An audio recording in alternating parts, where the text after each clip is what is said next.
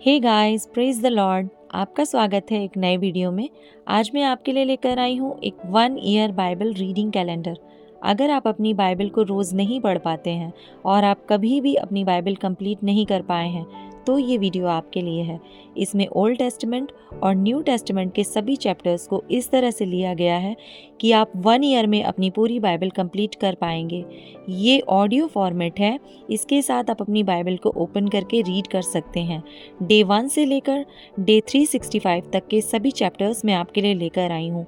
Day 365 पर आप अपनी पूरी बाइबल कंप्लीट कर पाएंगे, इसलिए आप इसके द्वारा आशीषित हों। और अगर आपको ये वीडियो पसंद आती है तो आप अपने फैमिली और फ्रेंड्स से शेयर करें, और अगर आप चाहें तो आप सब्सक्राइब, लाइक और कमेंट भी कर सकते हैं। So praise the Lord, shalom to everyone. Let's get started. Day 10 chapter 25 Abraham के अन्य वंशज। तब अब्राहम ने एक और पत्नी ब्याह ली जिसका नाम कतूरा था। उससे जिम्रान, योक्षान, मदना, मिद्यान, यिशबाक और शू उत्पन्न हुए। योक्षान से शबा और ददान उत्पन्न हुए, और ददान के वंश में अशूरी, लतूशी और लुम्मी लोग हुए। मिद्यान के पुत्र एपा, एपेर, हनोक, अबीदा और एल्दा हुए। ये सब कतूरा की ही संतान हुए। इसहाक को तो अब्राहम ने अपना सब कुछ दिया, पर अपनी रखैलियों के पुत्रों को कुछ कुछ देकर अपने जीते जी अपने पुत्र इसहाक के पास से पूरब देश में भेज दिया। अब्राहम की मृत्यु। अब्राहम की सारी आयु 175 वर्ष की हुई। अब्राहम का दीर्घायु होने के कारण अर्थात पूरे बुढ़ापे की अवस्था में प्राण छूट गया और वह अपने लोगों में जा मिला। उसके पुत्र इसहाक और इश्माएल ने हित्ती सोहर के पुत्र एप्रोन की मम्रे के सम्मुख वाली भूमि में जो मकपेला की गुफा थी उसको मिट्टी दी। अर्थात जो भूमि अब्राहम ने हित्तियों से मोल ली थी उसी में अब्राहम और उसकी पत्नी सारा दोनों को मिट्टी दी गई। अब्राहम के मरने के पश्चात परमेश्वर ने उसके पुत्र इसहाक को, जो लहरोई नामक कुएं के पास रहता था, आशीष दी। इश्माएल की वंशावली। अब्राहम का पुत्र इश्माएल, जो सारा की मिस्री दासी हाजिरा से उत्पन्न हुआ था, उसकी यह वंशावली है। इश्माएल के पुत्रों के नाम और वंशावली यह है, अर्थात इश्माएल का जेठा पुत्र नबायोत, फिर केदार, अदबेल, मिबसाम, मिश्मा, दूमा, मस्सा, हदर, तेमा, यतूर, नापीश और केदमा। इश्माएल के पुत्र ये ही हुए, और इन्हीं के नामों के अनुसार इनके गांवों और छावनियों के नाम भी पड़े, और ये ही 12 अपने कुल के प्रधान हुए। इश्माएल की सारी आयु 137 वर्ष की हुई, तब उसके प्राण छूट गए और वह अपने लोगों में जा मिला। उसके वंश हबीला से शूर तक, जो मिस्र के सम्मुख अशूर के मार्ग में है, बस गए, और उनका भाग उनके सब भाई बंधुओं के सम्मुख पड़ा। इसहाक के पुत्रों की उत्पत्ति का वर्णन। अब्राहम के पुत्र इसहाक की वंशावली यह है। अब्राहम से इसहाक उत्पन्न हुआ, और इसहाक ने 40 वर्ष का होकर रिबका से, जो पद्मराम की वासी अरामी बतूएल की बेटी और अरामी लाबान की बहन थी, विवाह कर लिया। इसहाक की पत्नी बांझ थी, इसलिए उसने उसके निमित्त यहोवा से विनती की, और यहोवा ने उसकी विनती सुनी। इस प्रकार उसकी पत्नी रिबका गर्भवती हुई। लड़के उसके गर्भ में आपस में लिपट के एक दूसरे को मारने लगे। तब उसने कहा, मेरी जो ऐसी ही दशा रहेगी तो मैं कैसे जीवित रहूंगी? और वह यहोवा की इच्छा पूछने को गई। तब यहोवा ने उससे कहा, तेरे गर्भ में 2 जातियां हैं, और तेरी कोख से निकलते ही 2 राज्य के लोग अलग अलग होंगे, और एक राज्य के लोग दूसरे से अधिक सामर्थी होंगे, और बड़ा बेटा छोटे के अधीन होगा। जब उसके प्रसव का समय आया तब क्या प्रकट हुआ कि उसके गर्भ में जुड़वे बालक हैं। पहला जो उत्पन्न हुआ वह लाल निकला, और उसका सारा शरीर कंबल के समान रोममय था, इसलिए उसका नाम एसाव रखा गया। पीछे उसका भाई अपने हाथ से एसाव की एड़ी पकड़े हुए उत्पन्न हुआ और उसका नाम याकूब रखा गया। जब रिबका ने उनको जन्म दिया तब इसहाक 60 वर्ष का था। एसाव द्वारा पहलौठे का अधिकार बेचना। फिर वे लड़के बढ़ने लगे और एसाव तो वनवासी होकर चतुर शिकार खेलने वाला हो गया, पर याकूब सीधा मनुष्य था और तंबुओं में रहा करता था। इसहाक एसाव के अहेर का मांस खाया करता था, इसलिए वह उससे प्रीति रखता था, पर रिबका याकूब से प्रीति रखती थी। एक दिन याकूब भोजन के लिए कुछ दाल पका रहा था और एसाव जंगल से थका हुआ आया। तब एसाव ने याकूब से कहा, वह जो लाल वस्तु है उसी लाल वस्तु में से मुझे कुछ खिला, क्योंकि मैं थका हूँ। इसी कारण उसका नाम एदोम भी पड़ा। याकूब ने कहा, अपना पहलौठे का अधिकार आज मेरे हाथ बेच दे। एसाव ने कहा, देख, मैं तो अभी मरने पर हूँ, इसलिए पहलौठे के अधिकार से मेरा क्या लाभ होगा। याकूब ने कहा, मुझसे अभी शपथ खा। अतः उसने उससे शपथ खाई और अपना पहलौठे का अधिकार याकूब के हाथ बेच डाला। इस पर याकूब ने एसाव को रोटी और पकाई हुई मसूर की दाल दी और उसने खाया पिया और उठकर चला गया। यूं एसाव ने अपना पहलौठे का अधिकार तुच्छ जाना। चैप्टर 26। इसहाक का गरार में निवास। उस देश में अकाल पड़ा। यह उस पहले अकाल से अलग था जो अब्राहम के दिनों में पड़ा था। इसलिए इसहाक गरार को फिलिश्तियों के राजा अबीमेलेक के पास गया। वहां यहोवा ने उसको दर्शन देकर कहा, मिस्र में मत जा, जो देश मैं तुझे बताऊं उसी में रह। तू इसी देश में रह और मैं तेरे संग रहूंगा और तुझे आशीष दूंगा, और ये सब देश मैं तुझको और तेरे वंश को दूंगा, और जो शपथ मैंने तेरे पिता अब्राहम से खाई थी उसे मैं पूरी करूंगा।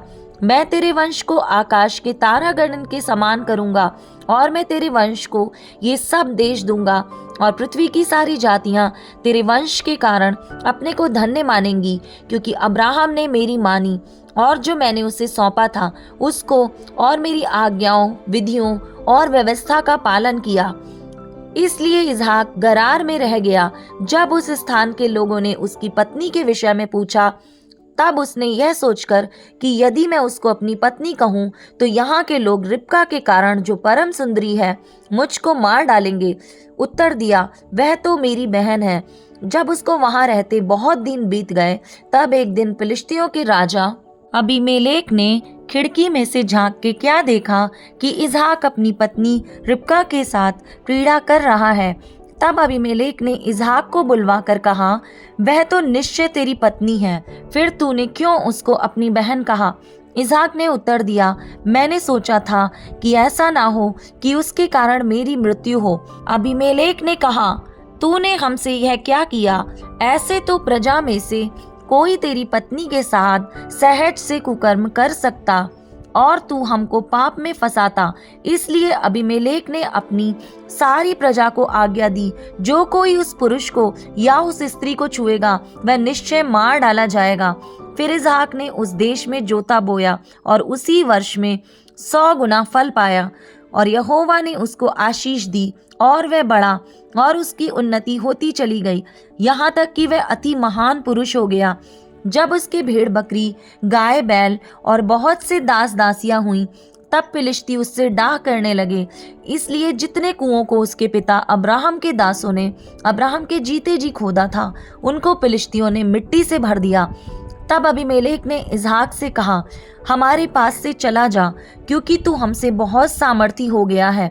अतः इसहाक वहां से चला गया और गरार की घाटी में अपना तंबू खड़ा करके वहां रहने लगा।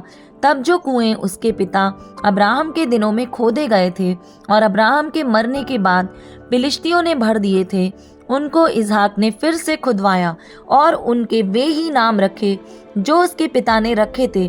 फिर इसहाक के दासों को घाटी में खोदते खोदते बहते जल का एक सोता मिला। तब गरार के चरवाहों ने इसहाक के चरवाहों से झगड़ा किया और कहा, यह जल हमारा है। इसलिए उसने उस कुएं का नाम एसेक रखा, क्योंकि वे उससे झगड़े थे। फिर उन्होंने दूसरा कुआं खोदा और उन्होंने उसके लिए भी झगड़ा किया, इसलिए उसका नाम सितना रखा। तब उसने वहां से निकलकर एक और कुआं खुदवाया और उसके लिए उन्होंने झगड़ा ना किया, इसलिए उसने उसका नाम यह कहकर रहोबोत रखा। अब तो यहोवा ने हमारे लिए बहुत स्थान दिया है और हम इस देश में फूले फलेंगे। वहां से वह बेरशेबा को गया और उसी दिन यहोवा ने रात को उसे दर्शन देकर कहा, मैं तेरे पिता अब्राहम का परमेश्वर हूँ, मत डर, क्योंकि मैं तेरे साथ हूँ और अपने दास अब्राहम के कारण तुझे आशीष दूंगा और तेरा वंश बढ़ाऊंगा। तब उसने वहां एक वेदी बनाई और यहोवा से प्रार्थना की और अपना तंबू वहीं खड़ा किया और वहां इसहाक के दासों ने एक कुआं खोदा। इसहाक और अबीमेलेक के बीच संधि। तब अबीमेलेक अपने मंत्री अहुज्जत और अपने सेनापति पीकोल को संग लेकर गरार से उसके पास गया। इसहाक ने उनसे कहा, तुमने मुझसे बैर करके अपने बीच से निकाल दिया था, अब मेरे पास क्यों आए हो?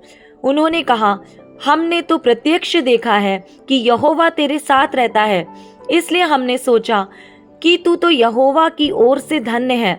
अतः हमारे तेरे बीच में शपथ खाई जाए और हम तुझसे इस विषय की वाचा बंधाएं कि जैसे हमने तुझे नहीं छुआ वरन तेरे साथ केवल भलाई ही की है और तुझको कुशल क्षेम से विदा किया, उसके अनुसार तू भी हमसे कोई बुराई ना करेगा। तब उसने उनको भोज दिया और उन्होंने खाया पिया। सवेरे उन सबों ने तड़के उठकर आपस में शपथ खाई। तब इसहाक ने उनको विदा किया और वे कुशल क्षेम से उसके पास से चले गए। उसी दिन इसहाक के दासों ने आकर अपने उस खोदे हुए कुएं का वृत्तांत सुना के कहा, हमको जल का एक सोता मिला है। तब उसने उसका नाम शिबा रखा। इसी कारण उस नगर का नाम आज तक बेरशेबा पड़ा है। एसाव की विदेशी पत्नियां। जब एसाव 40 वर्ष का हुआ तब उसने हित्ती बेरी की बेटी यहूदीत और हित्ती एलोन की बेटी बाशमत से विवाह कर लिया और इन स्त्रियों के कारण इसहाक और रिबका के मन को खेद हुआ। Matthew chapter 9 verse number 1 to 17। लकवे के रोगी को चंगा करना। फिर वह नाव पर चढ़कर पार गया और अपने नगर में आया और देखो, कई लोग लकवा के एक रोगी को खाट पर रखकर उसके पास लाए। यीशु ने उनका विश्वास देखकर उस लकवे के रोगी से कहा, हे पुत्र, ढांढस बांध, तेरे पाप क्षमा हुए। इस पर कई शास्त्रियों ने सोचा, यह तो परमेश्वर की निंदा करता है। यीशु ने उनकी मन की बातें जानकर कहा, तुम लोग अपने अपने मन में बुरा विचार क्यों कर रहे हो? सहज क्या है, यह कहना तेरे पाप क्षमा हुए या यह कहना उठ और चल फिर? परंतु इसलिए कि तुम जान लो कि मनुष्य के पुत्र को पृथ्वी पर पाप क्षमा करने का अधिकार है। तब उसने लकवे के रोगी से कहा, उठ, अपनी खाट उठा और अपने घर चला जा। वह उठकर अपने घर चला गया। लोग यह देखकर डर गए और परमेश्वर की महिमा करने लगे, जिसने मनुष्यों को ऐसा अधिकार दिया है। मत्ती का बुलाया जाना। वहां से आगे बढ़कर यीशु ने मत्ती नामक एक मनुष्य को महसूल की चौकी पर बैठे देखा और उससे कहा, मेरे पीछे हो ले। वह उठकर उसके पीछे हो लिया। जब वह घर में भोजन करने के लिए बैठा तो बहुत से महसूल लेने वाले और पापी आकर यीशु और उसके चेलों के साथ खाने बैठे। यह देखकर फरीसियों ने उसके चेलों से कहा, तुम्हारा गुरु महसूल लेने वालों और पापियों के साथ क्यों खाता है? यह सुनकर यीशु ने उससे कहा, वैद्य भले चंगों के लिए नहीं परंतु बीमारों के लिए आवश्यक है। इसलिए तुम जाकर इसका अर्थ सीख लो। मैं बलिदान नहीं परंतु दया चाहता हूँ, क्योंकि मैं धर्मियों को नहीं परंतु पापियों को बुलाने आया हूँ। उपवास का प्रश्न। तब यूहन्ना के चेलों ने उसके पास आकर कहा, क्या कारण है कि हम और फरीसी इतना उपवास करते हैं पर तेरे चेले उपवास नहीं करते।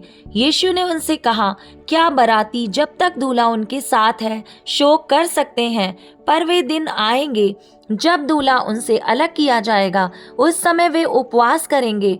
कोरे कपड़े का पैबंद पुराने वस्त्र पर कोई नहीं लगाता, क्योंकि वह पैबंद उस वस्त्र से कुछ और खींच लेता है और वह अधिक फट जाता है। और लोग नया दाखरस पुरानी मशकों में नहीं भरते, क्योंकि ऐसा करने से मशकें फट जाती हैं और दाखरस बह जाता है और मशकें नष्ट हो जाती हैं। परंतु नया दाखरस नई मशकों में भरते हैं और वे दोनों बचे रहते हैं।